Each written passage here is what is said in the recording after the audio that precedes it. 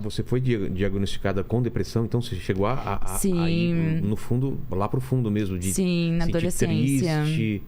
O que era? Uma sensação de não pertencer a nenhum lugar, de estar meio perdida, é isso? Essa sensação eu sempre tive, desde a infância, na verdade. Eu sempre me sentia estranha, assim. Então, eu achava os adultos muito estranhos. Eu desde criança, sempre observei muito. E achava os adultos estranhos. Eu achava tudo muito estranho, assim, como se eu não pertencesse àquele ambiente. Sim, assim. Não digo ao mundo, né? Mas o meu mundo era ali, né, naquele ambiente. Então, eu não me sentia encaixada, não faço parte disso. Mas eu acho que a questão de ter sido adotada também influenciou muito, porque eu fui adotada. Então, mas quando você descobre isso? Eu descobri isso com 4 para 5 anos. Ah, foi cedo, bem no então. Comecinho. Você acha que isso é bom ou é ruim descobrir muito cedo? No meu caso, foi ruim porque deu uma confusão mental muito grande, assim, dentro de mim. Rolou uma bagunça. Porque tem pais interna. que esperam, assim, tipo, uns 14, 15 anos, né? Que por um lado é, assim... Por um lado também é um pouco ruim. Eu não saberia também qual decisão tomar, mais cedo ou depois. Eu acho que eu contaria o mais cedo possível, né? Não sei. Porque no caso da minha família teve um primo que foi adotado. E os meus tios contaram pra ele quando ele já tinha 20 e tantos anos. E ele pirou, saiu de casa, se sentiu traído, porque não houve essa conversa antes. Então, daí depois, quando eu surgi na vida deles, os meus pais tiveram essa preocupação de, não, vamos contar cedo. Foi o que eles fizeram. Mas no meu caso, houve uma confusão porque a maneira que a minha mãe falou também, assim, você não saiu da minha barriga, você, que nem as suas irmãs, né? Você tem uma mãe ou um pai. Quando você quiser saber dessa história, você vai saber. E ela me contou antes, enquanto ela me arrumava para ir pra escola. Putz. Então, eu fui pra escola com essa informação. E eu, com 4, 5 anos, eu não conseguia processar essa informação dentro de mim ainda. Não, meu filho tem 5 anos, não tem a cabeça preparada para isso. Né? E eu cheguei na escola com isso, pensando nisso. E aí, falei com a professora, com a tia, né? Que tava no pré ainda. E aí, a tia percebeu que eu tava um pouco diferente e tal, e ela foi perguntar pra mim se tinha acontecido alguma coisa, e eu abri o jogo pra ela. Falei, olha, tia, minha mãe acabou de falar isso. E ela também não teve muito senso, assim, de acolher, de como, né, falar comigo. Então, assim, a informação que ela passou pra mim foi que os pais biológicos, quando eles não querem ter esse filho, eles acabam doando. Não é esse o caminho, com certeza. Doando para que pais que querem acolherem esse filho, essa criança. Acho que tem que focar mais no amor da pessoa que escolhe uma filha do que, né, que não é dela, na verdade, né? Então ela também não conseguiu também me ajudar muito. E eu acho que tudo isso acabou atrapalhando muito, assim, porque na hora veio o sentimento de rejeição, claro. Que o sentimento de rejeição, até hoje, eu tenho que trabalhar muito isso dentro de mim, porque veio com tanta força.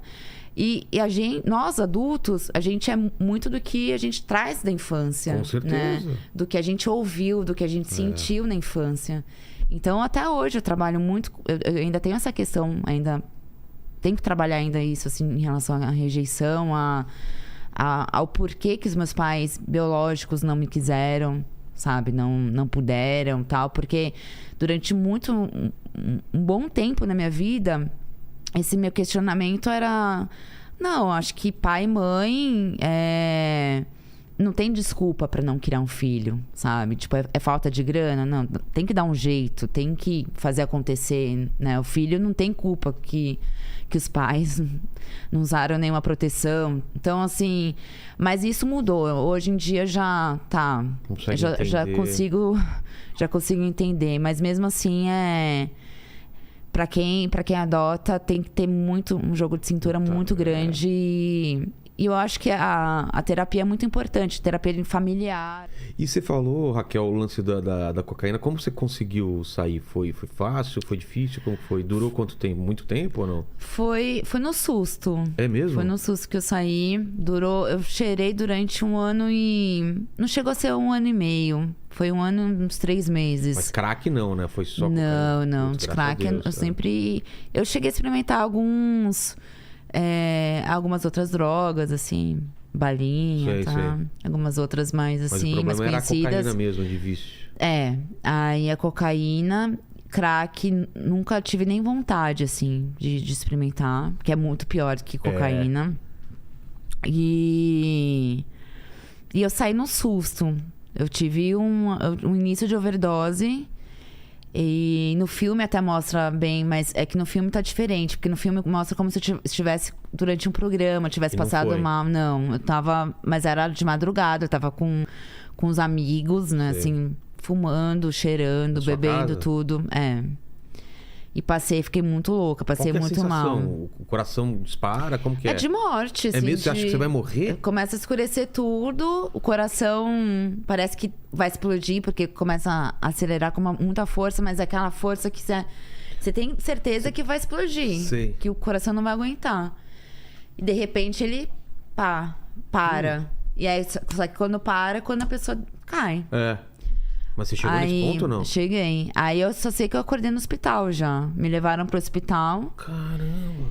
E aí no hospital eu acordei assustada, assim. Foi muito louco, porque até hoje eu acho que eu nunca vou saber. Não sei se foi um sonho ou um delírio. Mas houve Tanto é que depois disso também foi a segunda lição da minha vida. Primeiro que eu nunca mais furtei. E depois que eu nunca mais cheirei. Porque... Eu fiz uma promessa nesse delírio, sei lá, que eu tive. Sei. Mas eu conversei com uma pessoa, toda de branco, assim. Nesse espaço de tempo? Eu conversei e prometi pra essa pessoa que eu nunca mais usaria. Assim, essa pessoa deixou muito claro pra mim que era a minha última chance, que era pra eu ter morrido dessa vez, né? Era pra eu ter morrido nessa vez, mas eu receberia uma nova chance. Mas eu não poderia nunca mais Nem passar perto. cheirar. E nem maconha, eu cortei maconha. Tem muita gente que nem acredita, né? Tipo, acho umas coisas. Eu fumo cigarro ainda. Sim. Mas também é pedir demais pra uma pessoa cortar tudo, né? Eu falo isso, porque tem gente que enche meu saco até hoje. Você fuma, não sei o que, meu. Cortei maconha, que eu fumava muito. Cocaína. Bebida. Deixa minha nicotina em paz. Mas bebida, você bebia muito também nessa época ou não? Bebia bastante. E aí também reduziu, ou não? Reduzi, mas... É porque na época eu bebia diferente. Eu bebia muito uísque, bebia coisas mais pesadas, né? Assim. Mas esse lance do sonho, o que você acha que é? Você tem uma religião? Você tinha fé? Hoje assim, eu já faz 10 anos que eu sou umbandista. Então hoje eu acredito muito que tem a ver com algo espiritual, assim, de... Alguma coisa que veio pra realmente te falar, sim, para, senão... Que eu tenha tido essa lição. Mas ao mesmo tempo, pode ter sido delírio ainda, assim, do efeito... do que eu consumi, porque eu misturei de tudo. Ah, é? Caramba, então você podia ter morrido. E o que o médico falou? O coração parou mesmo ou não? É uma sensação só de apagar? Assim, não é de parar, mas O corpo desliga? O coração, assim, tipo, ele teve uma sobrecarga? Exatamente. Isso, né? É como se fosse uma sobrecarga e, tipo... praticamente parou. Na verdade quase parou. Caramba. Eu tenho isso, tenho aquilo, sou rico, essas coisas. Deve ter pra caramba, né? Dos caras que contam vantagem. Mas aí eu não tinha como saber a verdade. Porque na época não tinha redes sociais pra investigar, pra stalkear algum cliente que me interessasse de alguma maneira. E como funciona? Porque tem limite, né? Você não vai fazer tudo que o cara quer. Dessas, por exemplo, de fetiche, assim. Não, O cara quer cagar em cima de você. Não, tinha limites. E isso era uma das coisas. Essa chuva negra, jamais. Mas o cara pedia? Teve... Não pra... Era, no caso, pra eu fazer nele. Mas nem assim. Não dá. Nem assim. Eu mal consigo fazer com a porta aberta na minha casa. Um cara embaixo. Não dá. Mas assim, tem fetiches também. Teve uma vez que E depois eu descobri que é muito normal, tem até um termo em inglês que eu não vou lembrar agora, que o cara, ele queria sentir o cheiro de outro homem em mim. Então, por exemplo, Existe ele um nome ligou... pra isso? Existe. Eu vou tentar lembrar. Tá.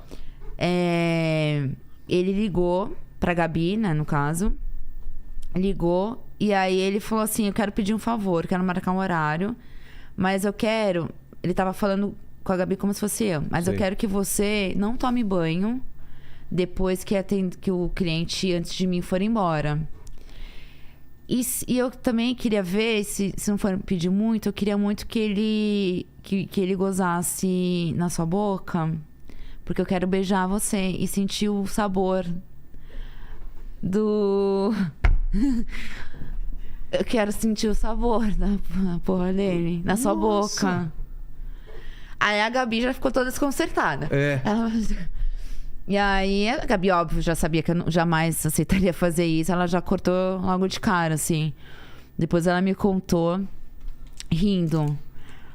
E teve um que ele foi... Só que talvez daí foi pessoalmente... Você quer sair com outro cara e não tem isso resolvido na cabeça, né? Não é? Às vezes é isso.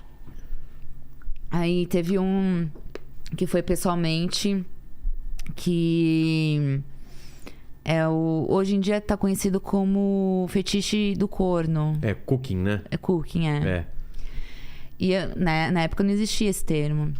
E daí esse cliente já tinha saído, acho que era a segunda vez que ele saiu comigo.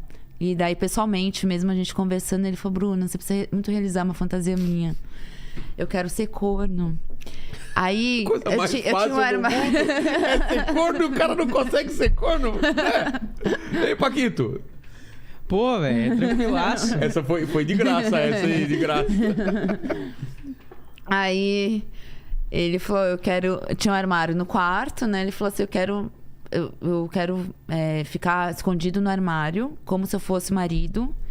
E aí eu vou ficar durante o programa inteiro. Você vai ficar lá, vai ficar aqui com o cliente, fazendo o que vocês querem fazer. E eu vou fingir, vou fantasiar, entrar no personagem que eu sou seu marido, tô sendo traído. Nossa, assim. E ele sai no final e fala, o que você está fazendo? Não, só fica vendo mesmo. Eu não sei, porque eu não aceitei. Não aceitou? Não aceitei. Tá. Nossa, eu queria saber como que é esse negócio. Não, eu não tive coragem. Caramba. Porque eu não tive coragem justamente porque assim, ele falou, mas o cliente não pode saber. Aí vai ficar eu fiquei pensando, bom, imagina se ele resolve sair do armário. Sair do armário no meio do programa e... a gente teve um papo acontece uma briga. Você ainda não estava aqui, né, Helene? Com uma dominatrix. Ainda não. E tem uma coisa que eu também não sei como chama. Tem gente que gosta de ser ofendido. Ele pagava pra ela pra ele ficar xingando. Seu pinto é pequeno, você é um merda. Já ouvi falar nisso. Ou então sujar e o cara limpar e pisar nele. É dominação, né? O nome... Eu sou péssima pra termos em inglês, assim, mas na nossa época já existia isso. Tinha, já? A gente chamava de nossos escravinhos. Isso. Eles gostavam de se sentir escravos, assim. Tinha um... que ele era muito um cliente muito assíduo, assim, do privê. E ele amava ser maltratado por nós. Amava. Ele pedia? Tipo o quê? Fala, me xinga? O que ele queria ser chamado... Ele queria, assim, tanto agressão verbal como física também. Tapa? Ele queria tapa, ele queria chute. Chute no saco. Nossa! Ele queria que a gente xingasse muito, assim, de xingar umas coisas pesadas, sabe? Assim, de eu vou te matar, de você não merece. Você não vale nada, você é um bosta. Cachorro, um filho da puta, um bosta, não sei o quê. Umas coisas meio assim. Só que ao mesmo tempo ele tinha umas coisinhas fofinhas, assim, que ele também queria ser escravo legal, fofinho, do tipo... o que vocês querem comer que eu vou levar pra vocês? Tá. Aí a gente também abusava da boa vontade dele. Mac, a gente quer Mac.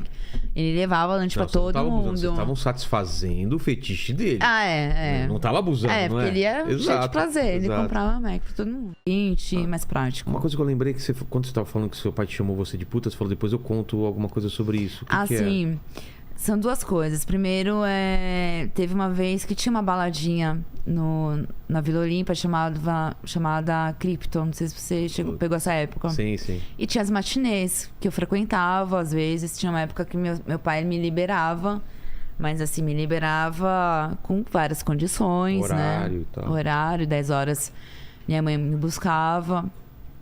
Ou a mãe de alguma colega, alguma amiga me levava pra casa. Mas 10 horas tinha que estar em casa. E na cripto eu descobri ali... Foi onde eu comecei a beijar loucamente, que eu passava o rodo, né? Quando a gente se descobre ali, sim. a gente... E daí eu nunca tinha ouvido falar que chupão no pescoço causa hematomas, Que né? fica roxo. Que fica roxo. E numa dessas vezes, eu tava com um menininho lá, um cara, e ele me deixou um baita de um roxo. E nem eu tinha visto esse roxo. Eu cheguei em casa... A primeira coisa que meu pai viu foi o roxo no meu pescoço. E daí já foi... Ele já me pegou. Já começou a brigar comigo. O que é isso? Essa coisa de vagabunda. Isso não é coisa de filha minha, não sei o quê. E aí ele me chamou de puta. Isso é coisa de puta. Você não é puta. Você é puta. Não sei o quê. Quem que fez isso? E aí começou a vir... Acho que foram as primeiras vezes que eu vi... a palavra puta, o que é ser puta, sabe? Foi quando meu pai começou a me chamar de puta, mas por causa disso, dessas coisas. Depois, quando eu perdi minha virgindade, que mais uma vez eu falo que nenhum crime é perfeito. Descobriram lá do Descobriram. Porque teve numa das vezes... Eu não sabia, a síndica do prédio viu eu entrar com meu namorado. E a síndica do prédio era amiga da minha mãe. E ela comentou, eu vi a Raquel, sexta-feira, entrando, tal. Minha mãe foi perguntar pra mim. E minha mãe... então, a minha mãe perguntou pra síndica, mas como que é esse cara que a Raquel entrou? É assim, assim, assim. É o namorado dela. E daí minha mãe, ela foi perguntar pra mim, eu acabei contando a verdade. Falei, realmente, ele dormiu aqui. Não foi só apenas essa noite, teve mais 2 noites que ele dormiu aqui. E eu contei pra ela que eu tinha perdido a virgindade. Falei, bom, inclusive eu perdi minha virgindade com ele. Inclusive no quarto de vocês. Na cama de vocês. Porque a minha cama não dava, era muito pequena. E aí ela ficou maluca. Ficou, enlouqueceu, assim. Minha mãe... sexo na casa dos meus pais sempre foi um tabu gigante, assim. Sempre foi algo muito proibido. Algo sujo.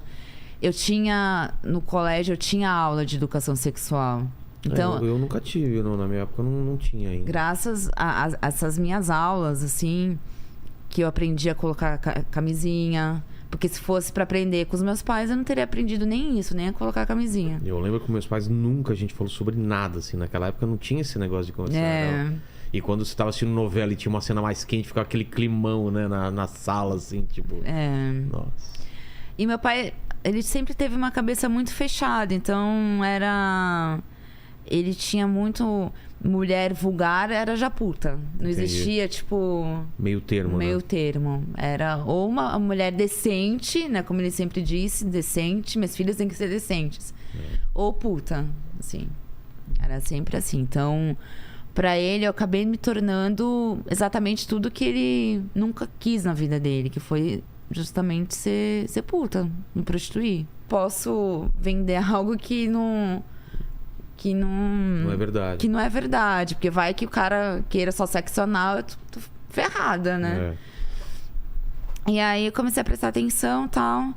E eu cheguei nesse cliente e eu cheguei nele e falei, oi, eu sou a Bruna. E é meu primeiro dia aqui, mas eu já trabalho há algum tempo. E vou ficar muito feliz se você me escolher. Alguma coisa assim do tipo. Foi bem... Tranquilo. Uma apresentação bem idiota, assim, sabe? Porque se eu fosse o cara, eu ia broxar total. Nada, tipo, se eu tivesse lá sexy, pronto... nada sensual. Fui muito broxante, assim. E desci. Aí, quando o gerente chega na nossa salinha ali embaixo e fala... Bruna... Até eu demorou pra cair a ficha, né? Tipo, sou eu a Bruna ainda. Porque eu ainda não tava acostumada a ouvir. Aí foi a Bruna. E foi o primeiro cliente que chegou depois que eu cheguei, que eu comecei a trabalhar. Ah, é? E aí ele logo me escolheu de cara. E eu pensei, ferrou. Ferrou, porque eu não sei nada, não sei por onde começar. Aí eu peguei a toalha, a gerente falou, pega a toalha aqui, pega a camisinha ali, pega... você não tem necessaire, nada? Eu falei, não, eu esqueci na outra casa meu necessaire. Então, improvisa. Aí a Gabi me emprestou o gel lubrificante dela, a outra menina me emprestou sabonete líquido. E eu fui, e subi. Aí o cliente, óbvio, ele esperto. Já cliente há muito tempo do local. Ele já fazia parte da putaria há muitos anos. Nunca tinha te visto lá. Não tinha como enganar um homem daquele. E daí ele me perguntou quantos anos eu tinha. Eu falei, eu tenho 18. Ele falou, não, eu tenho certeza que você é menor de idade. Aí... Nossa. Ele falou assim, eu sou seu primeiro cliente. Do nada, sou seu primeiro cliente, né? Eu falei, não, imagina. Eu já trabalho, já faz algum tempo, tal. Aí a gente começou, tal. Ele começou a tirar minha roupa. A gente começou a esquentar, não sei o quê. E aí ele parou e falou assim, Bruna... Tá na cara. Você quer enganar quem? Você vai enganar outra pessoa. A mim você não vai enganar, não. Você é seu primeiro cliente. No primeiro fim de dia, papo. Não tem como você me enganar. Ele falou, eu saio pelo menos uma vez por semana com uma garota de programa. Não tem como uma garota de programa me enganar, que é experiente. Aí... Como aquilo te bateu? Foi... achei engraçado. Primeiro que eu achei engraçado. Eu falei, nossa, eu devo ser muito idiota, né? Porque, tipo, eu não consigo nem disfarçar nada, assim. E ele conversou comigo. Ele acabou sendo um psicólogo pra mim. Assim, a gente fez o sexo lá, básico. Mas ele não abusou muito de mim também.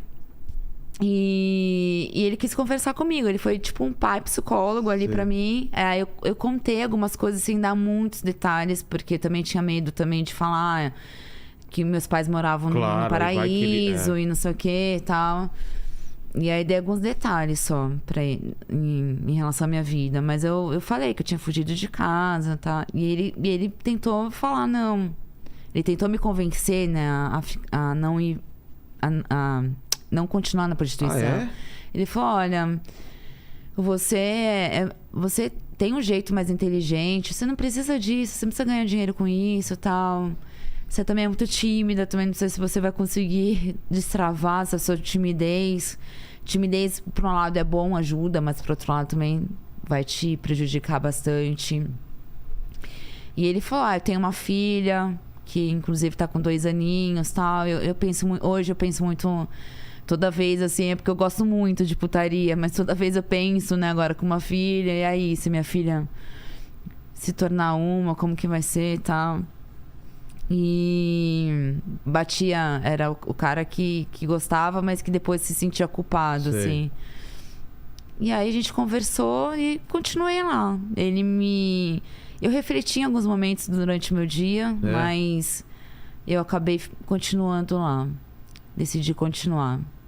Era só de anúncios. Classificados. E era anúncios de tudo quanto é tipo de coisas. E comprei. Falei, não, eu vou conseguir um emprego. E isso, eu tava com 17 anos. Tá. Eu já ia fazer 18 em pouco tempo. Eu falei, não, eu vou conseguir qualquer coisa. Vendedora de loja, qualquer coisa. E na minha cabeça, eu tinha expectativa de que quando eu falasse que eu tinha inglês, que eu sabia falar inglês, que eu estudava em colégio, só estudei em colégios bons e tal, já fosse ser contratada. Portas, né? Mas óbvio que não abriu. Eu cheguei a algumas entrevistas, não consegui nada, pela falta de experiência, por ser primeiro emprego, por ser menor de idade ainda, e não consegui nada. Só que me chamou a atenção nesse final do jornal os anúncios chamando mulheres para se prostituírem. Não era anúncio de acompanhantes, era anúncio para se prostituir? Como assim? Era para, assim, mulheres de 18 a 25 anos, ganha até R$1.000 por semana, atendendo executivos, venha nos conhecer, o endereço X e tal. E eram anúncios de boates, de casa privê, de casa de massagem. Eram de todos os níveis. E eu comecei a ver alguns, tinham ali muito perto de onde eu morava, porque eu morava com os meus pais no bairro Paraíso. Sim. E daí me chamou a atenção um anúncio específico, que era Alameda Franca, Jardins, ali do lado praticamente, que dava pra eu ir a pé. Eu marquei um ou outro e tal. E aí, no dia seguinte, eu deixei de ir pra escola pra ir conhecer esses lugares. O primeiro lugar que eu fui parar em Santana. Pra mim era muito longe. Zona Norte. E era uma boate muito conhecida de lá. Depois eu fiquei sabendo que era bem conhecida e tal. Mas eu não gostei do ambiente. Era de dia, né? Cheguei lá durante o dia. Nessa época eu estudava à tarde. Então tava fechado, as meninas estavam descansando. Acho que abria só às 7 horas da noite. E daí eu fui apresentada pras meninas, vi o ambiente e tal. Aí eu achei o cheiro estranho, o cheiro era muito ruim, a energia muito pesada. As meninas me olharam meio estranhas, tipo, o que você tá fazendo aqui? E deixei pra lá. Não gostei muito. Eu falei, não. E a gerente contou pra mim, né, qual que era a maneira de trabalhar. Então, de conversar com os homens, tinha que seduzir, tinha que incentivar também os homens a consumir bebidas. E eu parei pra pensar, eu tímida, eu não ia conseguir chegar do nada num homem e seduzir esse homem que nunca tinha visto na minha vida e fazer com que ele quisesse fazer programa comigo. Então eu já cortei da Melissa, não, eu não vou conseguir ganhar um centavo trabalhando desse jeito. Daí eu fui pra uma clínica de massagem. Porque na minha cabeça pensei, bom, é massagem só, vou ganhar dinheirinho fazendo massagem. Até então eu não sabia que a massagem tem a finalização que é com masturbação. E pode rolar sexo, e aí eu pago a parte pra garota de programa. E eu fui, eu gostei muito, era um lugar muito diferente de boate, era super zen, era incenso, era super bonito o lugar, assim. Era no Brooklyn, essa clínica que eu fui. E aí eu gostei muito do ambiente. Só que daí eu comecei a pensar assim, bom, eu não tenho paciência de fazer massagem. Eu não sei fazer massagem, eu não tenho paciência de fazer massagem. Então, acho que também não vai dar certo. Assim, porque, tipo, fiquei imaginando fazendo 40 minutos massagem mesmo, tá? Eu falei, não, acho que não é minha praia, não, isso. Mas a grana era boa ou não? Assim, a massagem em si era R$100, né? E desses R$100, acho que R$40 ficava pra menina e 60 pra clínica. Então, era boa se tivesse uma quantidade boa, assim, de clientes. E também descartei essa possibilidade de fazer massagem.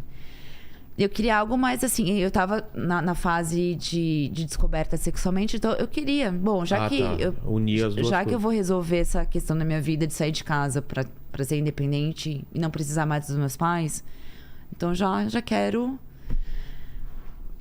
viver a vida intensamente na prostituição, na putaria. E daí eu fui pro privê, na Alameda Franca. E aí eu conheci lá e tal, e achei, assim, o ambiente não era tão legal como a clínica de massagem, não era tão aconchegante, mas eu conversei lá com a gerente e achei interessante. Eu falei, bom, acho que eu vou começar aqui. E daí no dia, uma semana antes de completar 18 anos, foi quando eu decidi sair de casa. Deixei uma carta, e fui dormir já. Pensando. Assim, na minha cabeça... Eu passei a noite anterior já me despedindo daquela minha vida, dali. Então, eu ficava... Sem meus pais perceberem, eu observava meus pais na sala, sentados assistindo TV. Eu já me despedindo. Como uma coisa já do passado, já que não pertencia. Eu andei o apartamento todo, já nas partes que eu tinha acesso. Mas andei por toda a sala e tal. Vi os livros. Aí passou um filme na minha cabeça, assim, de memórias do que eu vivi ali, da infância... E já fui me despedindo. Eu falei, não, tô decidida, eu vou querer fazer isso mesmo. E quando que você chama a atenção da mídia? Alguém começa a divulgar pra valer, assim? Quando que foi? Então, daí a gente tá em janeiro de 2004. Daí a gente pula pra agosto. Aí, em agosto de 2004... bom, a Gabi, ela tinha decidido parar de fazer programa nesse meio tempo e tal. E meu telefone, como tocava muito, eu não conseguia dar conta, porque assim, quando eu tava atendendo o cliente, eu deixava meu celular desligado ou mudo. Eu não... Porque eu sabia que tinha clientes que comentavam, eu odeio quando eu vou fazer programa e a mulher atende o telefone durante, pra marcar o próximo, assim. E eu sempre soube disso, que era uma das coisas que os homens mais reclamavam.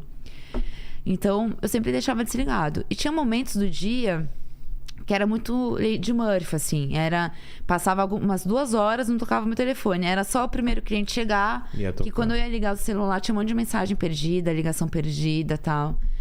E a Gabi não queria mais fazer programa, mas ela precisava terminar o curso dela. Ela precisava ainda de um dinheiro alto, assim, que ela não ganharia com tanta facilidade no emprego comum.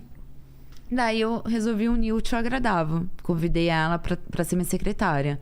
Muitos clientes que conheciam nós duas, assim, comentavam: nossa, vocês têm as vozes muito parecidas. Então... eu lembrei disso, né, nesse momento e pensei, bom, eu vou falar pra Gabi ser minha secretária, os clientes nem vão perceber que é uma outra pessoa que tá atendendo, eu não perco programas à toa, ela organiza toda a minha agenda, organiza meu dia. E aí eu dou 10% pra ela dos meus programas, né? De todos os programas que eu fizer. Então ela ganhava um dinheirinho bom e eu também comecei a ganhar mais. E era muito organizado. Era tipo uma agenda de secretária de médico, assim. Era tipo das 10 até 11. Tinha 15 minutos de descanso, que era pra tomar uma água, pra eu fumar, pra fazer alguma coisa. E era super bonitinha a agenda, assim. E a gente seguia. E nessa época dobrou, assim, a quantidade de programas. Porque daí tinha uma organização, era tudo exato. Você conseguia cobrar mais também? Sim. Aí eu dei uma inflacionada, assim, no valor do cachê. E os clientes super aceitaram. Hoje, o que eu acho mais engraçado, assim, como que os clientes aceitavam o horário tão certinho. Porque às vezes era tipo, ligava pra marcar programa com a Bruna. Aí a Gabi falava, então tem aqui 9h20. Quebrado, assim. Quebrado, 9h20. Tudo bem. E 9h20 tava lá. É mesmo? Era muito pontual. Tipo, é tipo consultório mesmo. Consulta médica mesmo. Acho engraçado isso. E aí... Mas tinha um lugar de espera, não? Não. Quando eram pontuais, assim, só interfonava. Entendi. E daí, em agosto, eu já tava com a Gabi, né? Trabalhando nesse esquema. Um dia ela me acorda assim, Bruna... Você não vai acreditar, tem um jornalista que falou que é do Rio, ele chama Pedro Doria, e ele quer muito te entrevistar para uma matéria no site dele. Ele falou que o site dele é bem conhecido e tal, e ele quer uma entrevista com você. Aí ela falou assim, mas eu acho meio estranho, assim, eu não sei se é verdade, não sei se é um trote, se é algum homem punheteiro que tá fingindo que é jornalista só pra falar com você por telefone, porque ele falou que tem que ser por telefone porque ele não vai... Ele quer pra hoje. Tá. E ele tá no Rio, né? Aí tá bom. Eu falei, bom, eu vou... Tenta jogar pra amanhã, vamos pensar. Ela tinha pego o telefone dele, né? Mandou mensagem pra ele. Pode ser amanhã de manhã? Pode. Tá. Aí eu falei pra Gabi, bom, a gente não tem nada a perder. Se for trote, tudo bem, vamos ver, né? Vamos arriscar. Aí no dia seguinte ele ligou, ela atendeu, aí ela passou pra mim o telefone. E ele foi super simpático, assim, foi uma entrevista muito gostosa, assim. E ele comentou, sou jornalista, e daí eu tô fazendo uma matéria sobre garotas de programa que usam a internet como ferramenta de trabalho. E na minha pesquisa eu caí no seu blog, achei o máximo, nunca tinha ouvido falar em você, mas eu li seu blog, achei muito legal e eu quero muito que você faça parte dessa matéria comigo. Eu falei, tá bom. Aí eu respondi as perguntas, não lembro quais, mas respondi. E aí ele pediu uma foto pra ilustrar a matéria. Eu falei, mas é que eu não mostro o rosto. Aí ele falou, bom, então eu vou colocar o que tá no site, né? A foto da capa do seu site, né? Do seu blog, ali, e com o telefone. Eu falei, tá bom. Aí foi o que ele fez. Aí ele falou assim, amanhã já tá no ar. Chegou no dia seguinte, a gente nem viu essa matéria. O telefone não parava de tocar. Nossa. Porque ele jogou no ar muito cedo, tipo 7 horas da manhã, ele já tava no ar essa matéria. E o telefone não parava de tocar, e a Gabi desesperada, porque tinha jornalista ligando, tinha produtor do Super Pop, do Luciano Gimenez, tinha, aí já tinha era revista Veja, tinha não sei o quê. Tipo, estourou. Assim, eu fui dormir no anonimato, acordei, repente... tipo, Bruna Surfistinha na mídia. Nossa. Ele veio um susto, porque eu não tava preparada. Você não imaginou quando você desse entrevista ia acontecer isso? Não. Tipo... E até achei que, tipo, fosse um... Porque eu até entrei no site dele. Eu nunca tinha ouvido falar. Falei, bom, deve ser conhecido talvez num meio específico. Bem... Né? Bem assim, restrito. Porque eu vi sobre... Ele só escrevia sobre temas muito sérios. Sobre política, sobre... Umas coisas bem sérias, assim. Falei, bom, deve ser muito específico e tal. E com 17 anos eu fugi de casa. E aí, mas... O que deu na sua cabeça, assim? Tipo, tava insuportável, tava muita briga? Então, no meio disso tudo, sem dinheiro, eu tive a infeliz ideia de vender um conjunto de joias da minha mãe. Minha mãe tinha guardado algumas joias. Ela nunca usava joias. Assim, era muito difícil ela usar. E ela tinha ganhado um conjunto chiquérrimo, assim, foi aniversário de casamento dos meus pais, de não sei quantos anos, sabe, de 30 anos. E minha mãe ganhou esse conjunto e nunca tinha usado. Eu peguei, um dia levei pra escola e fui numa lojinha que eu sabia que tinha ali perto, que tinha um anúncio: compro joias, compro ouro, compro não sei o quê. E levei lá pra vender. Vendi por R$300 um negócio que valia, tipo, sei lá, uns R$3.000. Putz. E vendi. Só que pra mim, R$300, eu saí da loja me achando a milionária. Porque, assim, eu tava sem dinheiro, louca pra comprar sem as besteiras, nada, vícios. Eu falei, bom, e fiz isso. E daí, alguns dias depois, no sábado, minha mãe tinha um casamento lá da filha de uma amiga dela. E ela tava se arrumando e foi atrás dessa bendita joia que eu tinha vendido. Que nunca usava e resolveu usar bem na semana que eu tinha vendido. E daí... me fudeu, assim. Eu tava no meu quarto, comecei a ouvir, chamar meu pai. Ah, você não viu o conjunto que você me deu? Não sei o que, não sei o que. Tinha certeza que tava aqui junto com as outras. E comecei a ouvir. E aí ela foi no meu quarto, perguntou pra mim, eu paguei de louca. Eu falei, não, paguei de louca total. E daí ela falou, bom, eu vou perguntar pra Mara, que era a empregada. Vou perguntar pra Mara, então, segunda-feira. Se não foi você, foi ela. Putz. E eu comecei a me sentir culpada. Falei, meu, a Mara não pode ser mandada embora, meu, por causa disso, sabe? Mas mesmo assim, eu não tinha coragem de contar e fiquei quieta. Mas todo crime existe as provas. Não existe crime perfeito. Não existe crime perfeito. Nessa que eu levei a joia pra escola, pra vender depois, eu deixei na mochila, dentro da minha mochila, com as minhas coisas. No meio de alguma dessas aulas, teve uma amiga minha, uma colega, que me pediu algum livro emprestado. E eu falei, tá na minha mochila. E ela abriu minha mochila e ela viu a caixa com as joias. E tava a marca, assim, a caixa chamava muita atenção, porque tava o nome da marca escrito, então já chamava atenção só pela caixa. E a minha amiga pegou nas mãos, né? Abriu e falou, nossa, Raquel, por que você trouxe pra escola essas joias? Eu falei, não é nada não, inventei uma história, nem lembro exatamente, que foi tipo uma mentira muito assim, que saiu na hora. Sim. Eu trouxe porque é da minha irmã e não sei o que e tal. E daí essa menina comentou com a menina do lado, fulana, olha aqui as joias que a Raquel trouxe, que bonitas, não sei o que. E começou burburinho na sala, no meio da aula. O professor viu o burburinho, foi lá pra ver o que estava acontecendo e tal. Viu que tava joias. E aí, tipo, o professor fez um comentário do tipo, nossa, mas é perigoso você andar com essas joias por aí e tal. E morreu o assunto ali. Só que foi parar nos ouvidos da diretora. Putz. Eu acredito que tenha sido por causa do professor, que deve ter achado estranho. Claro. E contou pra diretora. a diretora chamou minha mãe. Até que, assim, isso alguns dias depois. Chamou minha mãe na escola e minha mãe não me contou. Porque, geralmente, quando a diretora chamava, minha mãe não comentava comigo, tô indo pra escola. Ela me contava depois, quando eu chegava da escola, sobre a conversa que teve. E daí, eu cheguei em casa, nesse dia, quando minha mãe teve essa reunião com a diretora.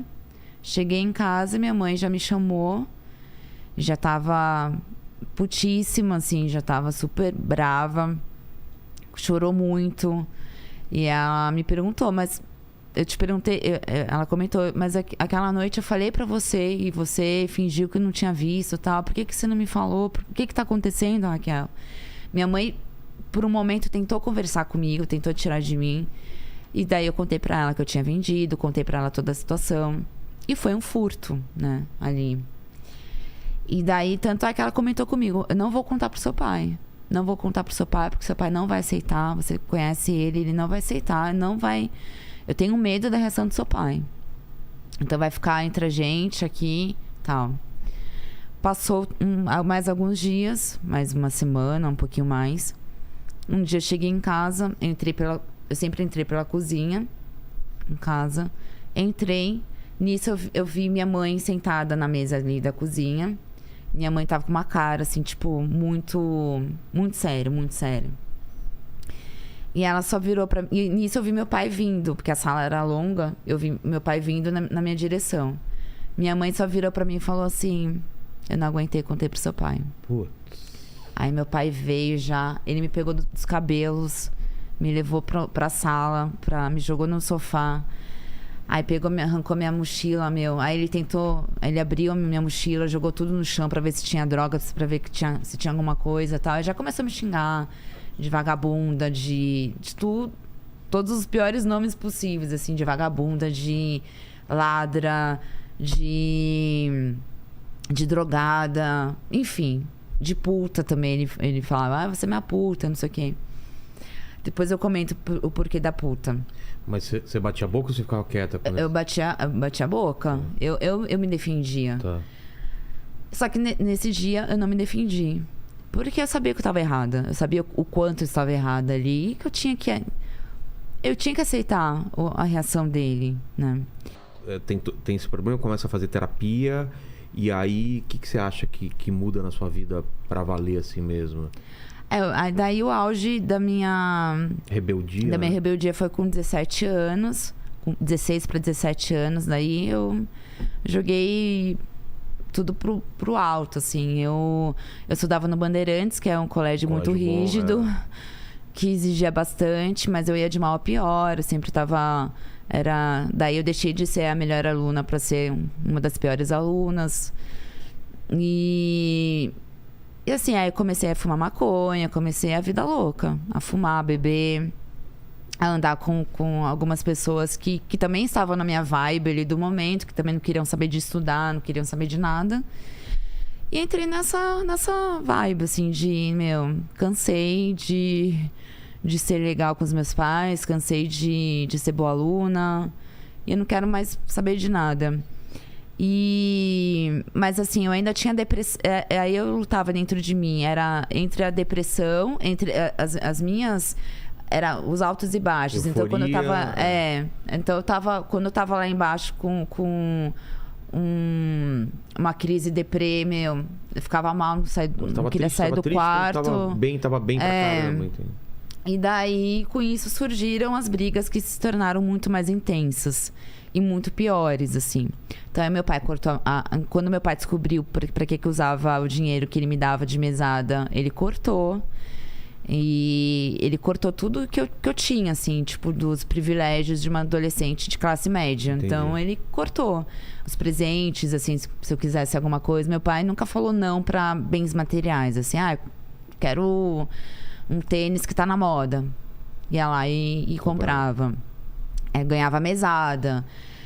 Em relação a isso, eu sempre tive tudo do bom e do melhor. Tudo que eu quis, eu tive. E daí cortou tudo. A partir do momento que ele corta tudo, eu precisava ainda do dinheiro pra para manter os meus vícios Claro. de adolescentes. E com o que eu fiz? Comecei a furtar os meus próprios pais dentro de casa. Então, eu comecei a tirar... Naquela época, não existia Pix, não existia... Tipo, cartão era débito, mas as pessoas quase não usavam. Era mais cheque Ou dinheiro. ou vivo. dinheiro. Então, os meus pais, eles sempre andavam com muito dinheiro. E meu pai, ele sempre guardava muito dinheiro numa gaveta em casa, que todo mundo sabia. Ali da família. Então, eu comecei a furtar tanto dinheiro da bolsa da minha mãe, que sempre tinha muito dinheiro, e sempre dinheiro da gaveta do meu pai. Até que uma das vezes minha mãe flagrou eu pegando dinheiro com... Ela já estava desconfiada, porque ela começou a sentir falta. Então, por exemplo, porque eu entrei também numa... Me dava prazer, porque era a euforia do perigo, de fazer algo muito errado, adrenalina total, meu coração disparava. Nossa, eu tô fazendo uma coisa muito errada. E daí eu comecei... Antes eu pegava de 10 em 10, eu comecei de 50 em 50. Então, assim, às vezes eu pegava, sei lá, R$100. Aí eu ia pro meu quarto. Eu vou lá e vou pegar mais 50. Nem precisava. Não precisava mais. Eu ia por, sei lá o quê, por besteira de adolescente. E eu ia lá de novo. E numa dessas vezes, minha mãe me pegou no flagra com a bolsa. E daí ela brigou comigo, toda razão, brigou comigo. E daí, tanto que ela começou a esconder a bolsa dela em outro lugar, mas eu descobri também o outro esconderijo depois. E daí eu entrei nessa fase bem da pior filha do mundo, sabe? A filha que nenhum pai quer ter, assim. E ao mesmo tempo, foi bem a fase de descobertas sexuais, né? Então eu queria namorar, eu queria sair, eu queria saber eu queria iniciar minha vida sexual também. E os meus pais eles tiveram uma criação muito mente fechada, sim, né? Assim, o meu pai foi o primeiro namorado da minha mãe, de Sorocaba, interior. É outra geração. De uma época que no namoro eles só podiam ficar de mãos dadas, porque os pais tinham que estar presentes meu pai ali me na conta sala. as mesmas histórias também. Então, quando saía tinha que levar o irmão junto. esse era o namoro deles.